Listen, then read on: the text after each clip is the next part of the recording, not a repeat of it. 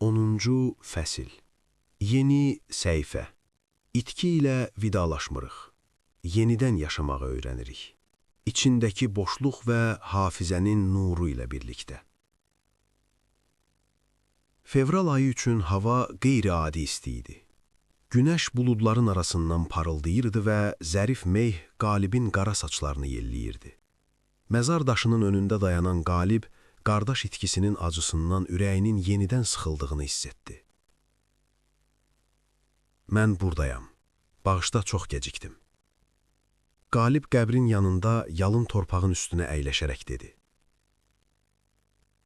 Sənin gedişini qəbul etməyə hazır deyildim. Mənə elə gəldi ki, əgər məzarını görmürəmsə, deməli ki, hələ də sağsan. İndi də burada otursam belə, bunu qəbul etmək mənim üçün çətindir. Təsəvvür edirəm, daşla söhbət etdiyimi səmadan seyr edib mənə necə gülürsən. O gülümsədi. Sənin gülüşün, söhbətlərimiz, mübahisələrimiz üçün necə də darıxmışam. Hələ də bizim ortaq planlarımız və arzularımızın gerçəkləşmədiyinə inana bilmirəm. Hamı deyir ki, qismətdir. Hər başa gələn bəlaya qismətə bağlamaq necə də rahatdır. Bəlkə də bu onlara bütün çətinliklərdən və bədbəxtliklərdən sağ çıxmağa və itkilərə haqq qazandırmağa kömək edir. Nəyə inanacağımı bilmirəm, amma bir şeyi bilirəm.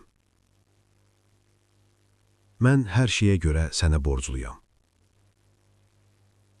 Sən mənim sahilim, dayağım idin və hər şeyə görə minnətdaram. Səni qoruya bilmədiyim üçün məni bağışla.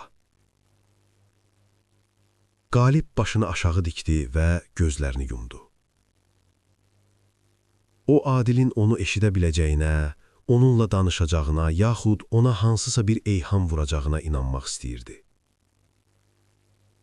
Hər hansı bir işarəni hiss etmək ümidi ilə heykələ çevrilərək donub qaldı. Ətrafda heç bir səs eşidilmirdi. Sükutu ancaq artan küləyin uğultusu pozurdu. Və birdən həmən səs eşitdi. Anası bu barədə uşaq ikən ona tez-tez danışırdı və o artıq çətinliyə düşdüyünü düşünəndə tez-tez eşidilən zənglərin cingiltisi idi. Qalib başını qaldırıb ətrafa boylandı və heç kimi görməyib gülümsədi. Bu səsi eşidəndə anladı ki, həyatının bu hissəsi heç də son deyil, yeni açılan səhifənin başlanğıcıdır. Qalib taksi sürücüsünə, zəhmət olmasa burada dayanın, dedi. Çoxsaylı terrasları və gözoxşayan eyvanları ilə İtaliyanın intibah sarayına bənzəyən, fasadına heyran qalmadan yanından ötüb keçməyin belə mümkün olmayan Azərbaycan Dövlət Filarmoniyasının binasının yaxınlığında ağ rəngli taksi dayandı. Qalib yol pulunu verib taksidən düşdü. Və dənizkənar bulvara doğru maşın yolunu keçdi.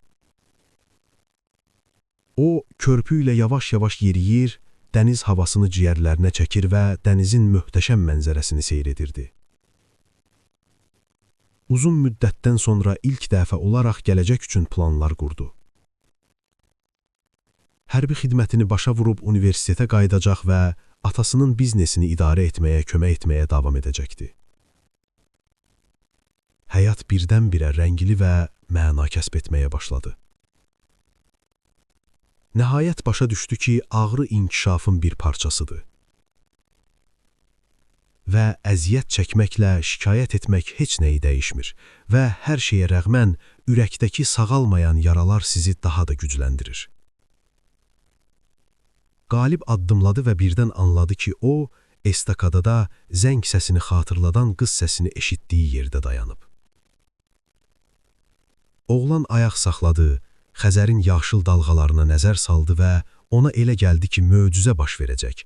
Talih xanım yenə də müdaxilə edəcək və o yenə də onu eşidəcək. Neçə saat orada dayanıb dəniz küləyindən ləzzət alaraq ümid edib gözlədiyini bilmirdi. Lakin möcüzə baş vermədi.